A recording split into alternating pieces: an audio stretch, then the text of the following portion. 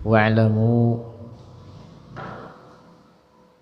dan ketahuilah oleh kalian rahimakumullah, semoga merahmati akan kalian oleh Allah, annallaha ta'ala, bahwa Allah ta'ala idza 'adzaba, apabila menyiksa oleh Allah al-'ashiya, akan pelaku maksiat, fa bi'adlihi, maka dengan keadilannya Allah, min ghairi zulmin, dari tanpa kezaliman. Allah berhak melakukan apapun terhadap para hambanya karena semuanya milik Allah. Manusia milik Allah, surga dan neraka milik Allah. Allah tidak zalim sedikit pun terhadap para hambanya. Wa idza asaba, dan apabila memberi pahala oleh Allah al-muti' akan seorang yang taat, fa bi fadlihi, maka dengan karunia-Nya Allah, min ghairi wujubin 'alaihi, dari tanpa kewajiban atas Allah. Orang saleh diberi pahala oleh Allah atas kesalehannya, tetapi Allah tidak wajib untuk memberikan pahala kebaikan atas orang saleh tersebut. Seorang dimasukkan ke surga karena ketaatannya, ketakwaannya, bukan semata-mata bahwa Allah punya kewajiban untuk memasukkan orang tersebut ke dalam surga, tetapi murni adalah karena karunia Allah. Seandainya orang soleh dimasukkan ke neraka, seandainya tidak tertolak secara aklan, secara akal. Adapun secara syara tertolak. Mengapa? Karena di dalam syara Allah menetapkan bahwa orang soleh akan ditetapkan atau ditempatkan di surga. Allah berjanji demikian dan Allah tidak menyalahi janjinya. Tapi secara akal, umpama orang soleh dimasukkan ke neraka, dapat diterima. Mengapa? Karena Allah berhak melakukan apapun atas para hambanya, tidak berbuat zalim sedikit pun, dan tidak punya kewajiban apapun. Manusianya orang soleh, manusianya milik Allah, yang soleh atau yang pelaku maksiat. Demikian pula surganya dan nerakanya juga milik Allah.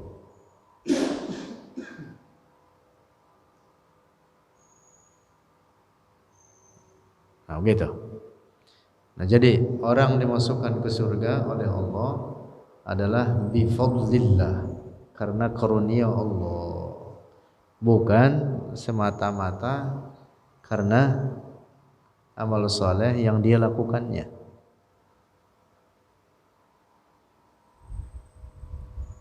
Karena itulah dalam hadis Rasulullah mengatakan, la yunji ahadakum amaluh, tidak menyelamatkan akan seorang pun dari kalian semata-mata oleh amalnya, oleh kebaikannya.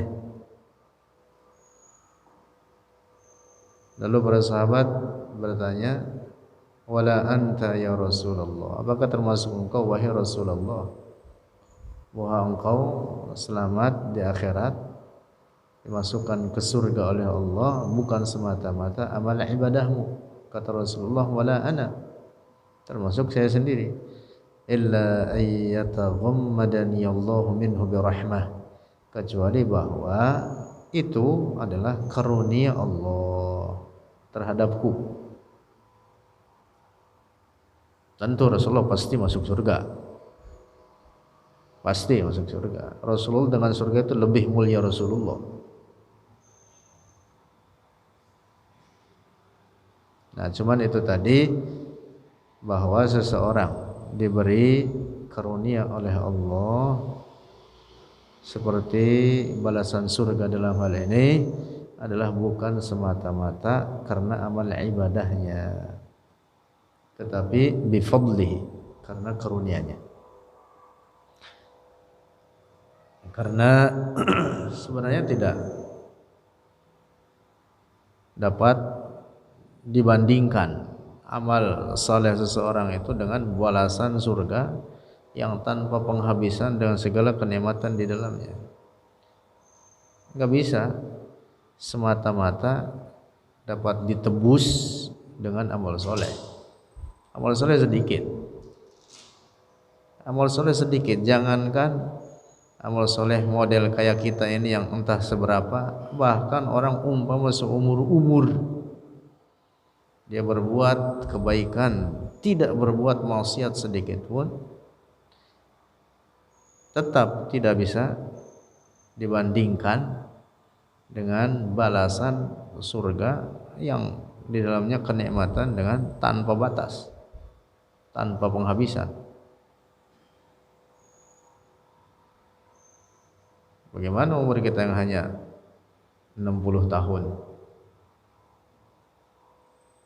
untuk menebus surga dengan amalan yang kita kerjakan dalam umur 60 tahun itu? Enggak bisa. Dalam sehari semalam 24 jam, kita tidur 8 jam. Itu adalah sepertiganya dari 24 jam. Sehingga kalau orang umurnya 60 tahun, maka sepertiganya dipakai tidur. Berapa ya? 20 tahun. Kamu lah, kalau umur kamu 60 tahun, 60 tahun itu 20 tahunnya dipakai tidur. Sisa berapa ya? 40.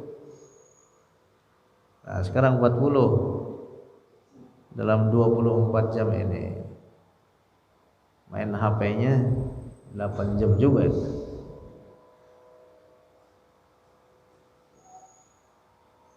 Main HP sekarang kan penyakitnya main HP.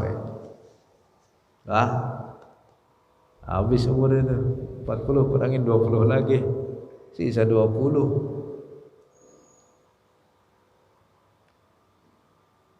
Nah, maka tidak berbanding umpama dengan amalan yang kita kerjakan dalam umur yang pendek ini daripada amal-amal soleh untuk menebus surga. Gak bisa. Nah, karena itulah maka surga itu bifadlillah, dengan karunia Allah. Syekh Ibrahim Al-Laqani dalam Jawharatul Tauhid mengatakan apa? Fa iyyusibna fa bimahdil fadli wa iyyu'adzib fa bimahdil adli. Oh, ingat enggak pula? Hah? Fa iyyusibna fa bimahdil fadli wa iyyu'adzib fa bimahdil adli. Jika Allah memberi balasan kebaikan bagi kita, jika Allah menyiksa terhadap seseorang adalah murni karena keadilannya, dan jika Allah memberikan pahala atau balasan kebaikan bagi kita, maka itu murni adalah dengan fadl Allah, karunia Allah. Lanjut.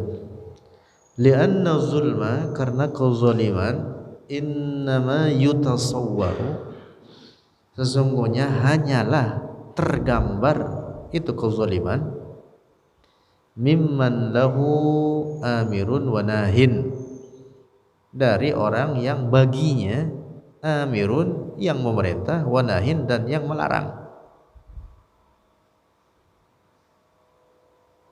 Wala amiru lillahi, dan tidak ada yang memerintah bagi Allah, wala nahiya lahu, dan tidak ada yang mencegah atau melarang lahu bagi Allah. Kezaliman itu hanya tergambar seperti pada diri kita. Mengapa? Karena kita ada yang melarang, ada yang nyuruh. Nah, kalau kita melanggar larangan atau mengerjakan larangan atau meninggalkan perintah, itu namanya zalim. Adapun Allah tidak ada yang nyuruh, tidak ada yang melarang. Karena itu tidak tergambar adanya kezaliman dari Allah secara akal.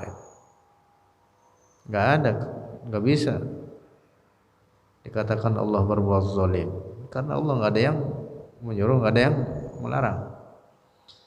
Anak kecil walaupun dia tidak mukallaf, tidak memiliki kewajiban syariat, diberi sakit oleh Allah, bahkan sampai meninggal sekalipun, Allah tidak zalim. Allah berhak melakukan itu. Binatang-binatang tidak ada yang mukallaf. Ada binatang suruh sholat? Enggak ada. Tapi begitu itu binatang, ada yang sakit, ada yang parah, ada yang mati,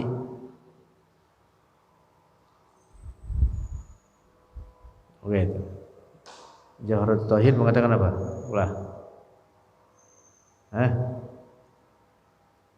Alam yarau ila mahul atfala wa shibhaha fahadiril mihala. Ini bait syair Jawharut Tauhid ini membantah kaum Mu'tazilah. Mu'tazilah itu diantara ajaran sesatnya, mereka menetapkan bahwa Allah punya kewajiban. Istilah mereka ada konsep yang disebut dengan konsep al-adl. Jadi wajib adil bagi Allah, sehingga wajib Allah memasukkan orang soleh ke dalam surga, memasukkan orang kafir ke dalam neraka. Dibantah oleh para ulama kita. Nah, anak kecil dikasih sakit oleh Allah, nyata fakta di hadapan kita. Binatang-binatang dikasih sakit oleh Allah, padahal mereka tidak punya dosa, tidak mukallaf. Itu menunjukkan bahwa Allah tidak punya kewajiban apapun atasnya.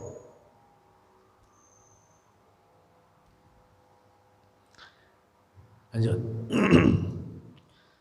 Fahuwa, maka dia Allah, yatasarrafu, berbuat dia Allah, fi milkihi, dalam miliknya, dalam kepemilikannya, kama yasha'u, seperti apa yang dikehendaki oleh Allah. Li'annahu, karena dia Allah, khaliqul asya'i, pencipta segala sesuatu, wa malikuha, dan pemilik segala sesuatu.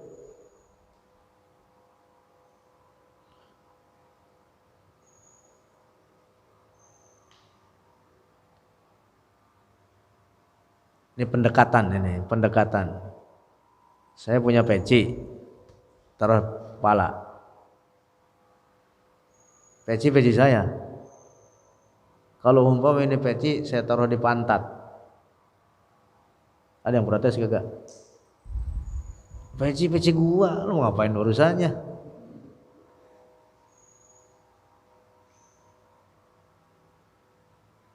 Walaupun itu kagak pantas juga.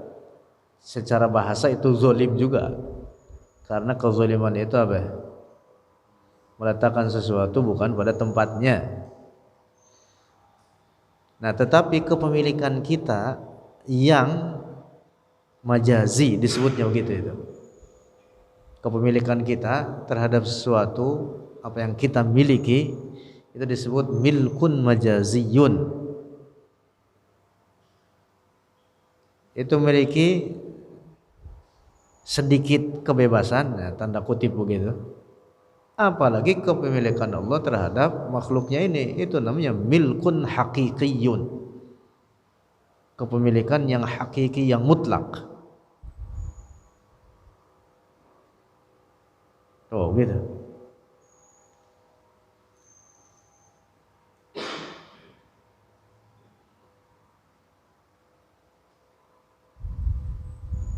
Nah, jadi Allah Subhanahu wa taala adalah pencipta segala sesuatu dan pemilik bagi segala sesuatu. Lanjut. Wa qad jaa, dan telah datang fil hadis sahih, dalam hadis sahih alladzi rawahu al-Imam Ahmadu, yang telah meriwayatkannya akan hadis sahih oleh al-Imam Ahmad fi musnadihi, dalam musnadnya, wal Imam Abu Dawud, dan oleh Imam Abu Dawud fi sunanihi, dalam sunannya, wa Ibnu Hibban, dan oleh Ibnu Hibban dalam sahihnya, Sahih Ibn Hibban, an Ibn Dailami, dari Ibn Dailami, qala, berkata ia,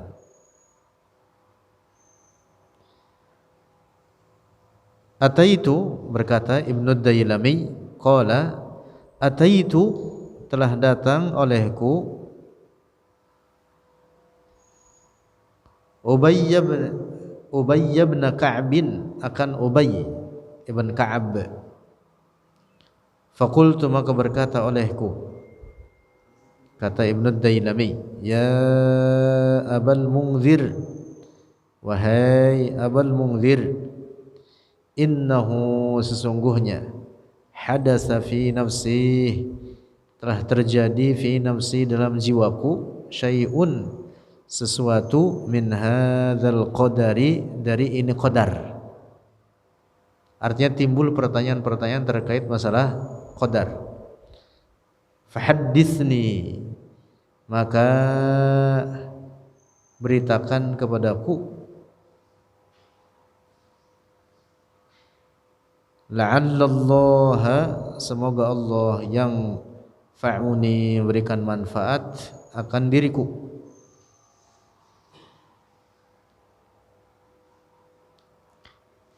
Bukan meragukan ini, bukan meragukan. Timbul lintasan-lintasan terkait masalah qadar. Kadang-kadang seperti itu pada diri seorang muslim. Nah, ini ada hadis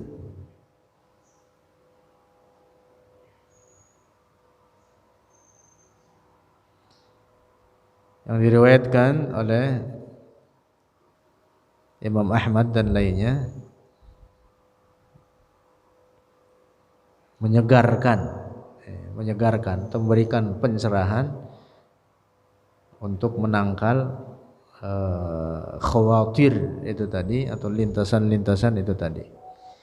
Qala, berkata Abul Munzir, innallaha, sungguhnya Allah, law 'adzaba, apabila menyiksa oleh Allah, ahla ardihi, akan penduduk buminya, wasamawatihi, dan penduduk langit-langitnya. Penduduk bumi siapa? Manusia dan jin, termasuk dalam hal ini para nabi. Penduduk apa? Bumi. Dan penduduk langit-langitnya. Penduduk langit siapa? Para malaikat.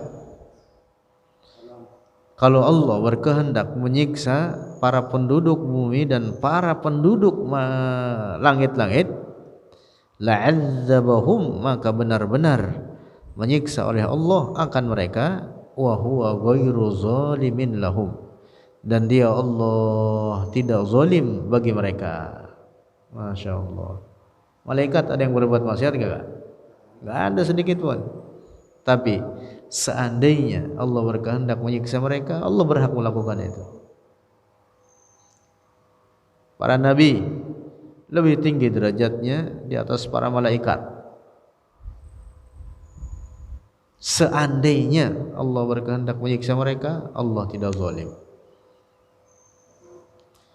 Walau rahimahum, dan jika merahmati oleh Allah hum akan mereka, ahla ardihi was samawatihi, kanat rahmatuhu, maka adalah rahmatnya Allah khairan, itu lebih baik, lahum bagi mereka, min a'malihim, dari amalan-amalan mereka. Rahmat Allah jauh lebih baik daripada amalan-amalan mereka. Amalan mereka seberapa? Rahmat Allah jauh lebih besar, lebih luas dibanding amalan-amalan kebaikan yang mereka lakukan. Walau anfaqta, dan seandainya menafkahkan oleh engkau, misla Uhudin, seperti gunung Uhud,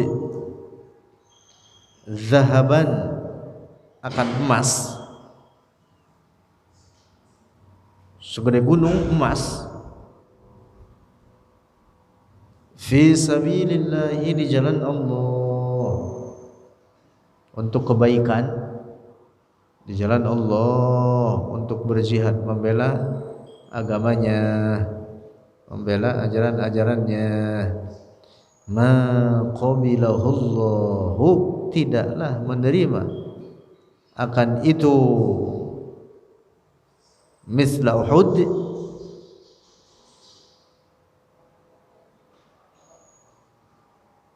ma qabilahullahu, tidak menerima akan itu, misla Uhud, Allahu, oleh Allah, minka, darimu, hatta tu'mina bil qadari, hingga beriman oleh engkau dengan qadar. Artinya amal soleh sebanyak apapun dikerjakan oleh seseorang, kalau dia tidak beriman dengan qadar, itu menjadi sia-sia, tidak dianggap. Artinya apa? Artinya itu orang dihukumi kafir. Dihukumi kafir kalau tidak beriman dengan qadar. Dalam Al-Quran firman Allah, wa qadimna ila ma amilu min amalin faja'alnahu haba'an mansura. Jadi kerjaan-kerjaan kebaikan yang dikerjakan oleh seorang dalam kekufurannya seperti apa? Haba. Haba itu asghuru hajmin mimma tarahul uyun, barang atau benda terkecil yang masih bisa dilihat oleh mata. Sinar matahari masuk ke dalam rumah, lalu dalam sinar itu ada benda berterbangan, terlihat oleh mata kita, itu disebut apa? Haba mansuro, berterbangan. Artinya tidak berbekas sedikit. Walaupun ini orang ngaku muslim, walaupun nampak dia ngerjain sholat, puasa, zakat, haji, tetapi dia tidak beriman dengan qadar Allah, dengan seluruh qadar Allah atau dengan sebagiannya, ini orang dihukumi kafir. Nauzubillah. Nah, makanya disebutkan hatta tu'mina bil qadar, ma qabilahu Allahu minka hatta tu'mina bil qadari, wa ta'lama, dan mengetahui oleh engkau, annama asabaka lam yakun liyukhti'aka, bahwa apa yang menimpamu tidak menyalahimu, wa ma akhta'aka lam yakun liyusibaka, dan apa yang menyalahimu tidak untuk menimpamu. Yang dimaksud ini, itu makna harfiahnya tadi begitu. Tapi yang dimaksud, hingga engkau beriman dengan qadar Allah seluruhnya, bukan separuh-separuh. Tidak ada kesalahan apapun yang menimpa dirimu dari Allah, bahwa itu seharusnya untuk tetangga saya, untuk teman saya, tapi kesalahan. Enggak ada begitu. Jadi semuanya, apa yang sudah terjadi, yang sedang terjadi, yang akan terjadi, semuanya dengan qadar Allah. Semuanya dengan qadar Allah. Tidak ada peristiwa yang di luar ketentuan Allah, di luar pengaturannya. Al-qadar maknanya tadbir, pengaturan atau ketetapan. Semuanya, Masya Allah. Kalau ada orang berkeyakinan qadar Allah adalah apa yang sudah terjadi, adapun apa yang di masa mendatang Allah belum menentukan apapun, ini orang dihukumi kafir. Sama aja. Nauzubillah. Lanjut. Walau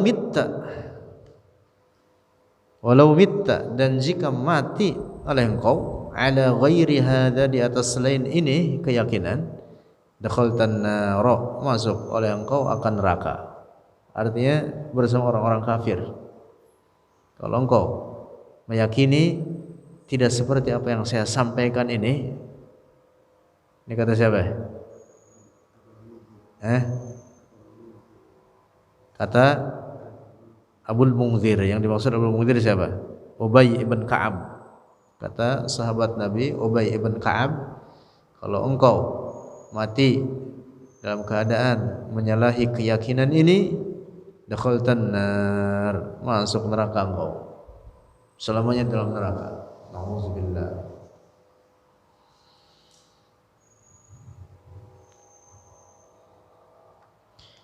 Qala, berkata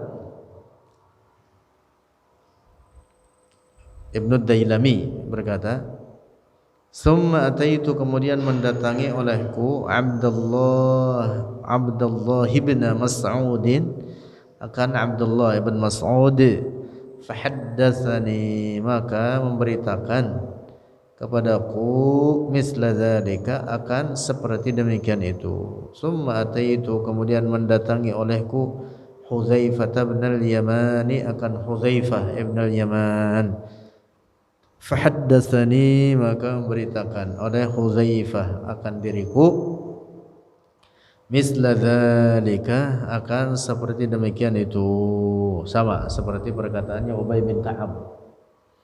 Summa ataitu Zaid bin Sabitin, kemudian mendatangi olehku akan Zaid ibn Sabit, fahaddatsani, maka memberitakan oleh Zaid akan diriku, misla dzalika, seperti demikian itu, anin nabiyyi, dari Nabi sallallahu alaihi wasallam. Jadi yang meriwayatkan ini orang banyak, ini para sahabat. Ubay bin Ka'ab, Abdullah bin Mas'ud, Zaid bin Sabit, Hudzaifah ibn al-Yaman. Masya Allah. Ini hadis di setiap tingkatannya diriwayatkan oleh orang banyak. Makanya ini hadis sahih.